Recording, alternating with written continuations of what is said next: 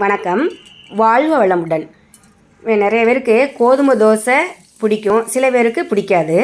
இப்போ எல்லாருமே விரும்பி சாப்பிட்ற அளவுக்கு ஒரு கோதுமை மாவு தோசை ரெடி பண்ணலாம். அதை எப்படி செய்யலாம் அப்படிங்கிறத பார்க்கலாம். ஒரு கடாயில் தேங்காய் எண்ணெய் ஊற்றி வெங்காயம், முட்டைக்கோசு இதெல்லாம் வதக்கிக்கணும். இப்போ முட்டைக்கோசு வதக்கிட்டு இருக்கட்டும். ஒரு மிக்சி ஜாரில் ஊற வச்ச மீல் மேக்கரு, தக்காளி, பூண்டு, சீரகம், கறி மசால் தூள், வெங்காயம் இதெல்லாம் போட்டு 1-2 கொரகொரன்னு அரைச்சி எடுத்துக்கலாம்.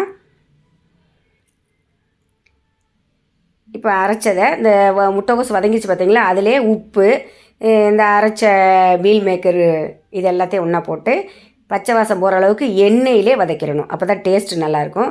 வதங்கினதுக்கப்புறமா கொஞ்சமாக தண்ணி ஊற்றி ஒரு 10 நிமிஷம் மட்டும் வேக விட்டுக்கலாம். இப்போ ஒரு கல்லில் தோசை மாவு ஊற்றி, அதாவது கோதுமை மாவு அதை ஊற்றிட்டு, இப்போ அந்த காய்கறி எல்லாம் மேலே ஸ்ப்ரெட் பண்ணி விட்டு, அது மேலே லைட்டாக கோதுமை மாவு கரைச்சதை லேசாக ஊற்றணும். ரொம்ப ஊற்றிட்டிங்கன்னா மொத்தமாயிரும்.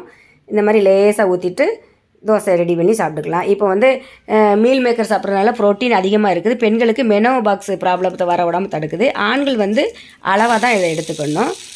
புற்றுநோய் வராமல் தடுக்கும் அந்த மீல் மேக்கரை சாப்பிட்டோம்னா. இப்போ முட்டைக்கோஸ் அதிகமாக எடுத்துக்கிட்டாலும் எலும்பு தேய்மான மூட்டு வலி வராமல் தடுக்கும். அதனால் இந்த மாதிரி வெஜிடபிள் சேர்த்து செய்யுங்க. சாப்பிட்றதுக்கு சூப்பராக இருக்கும், ஆரோக்கியமாகவும் இருக்கும். தேங்க்யூ.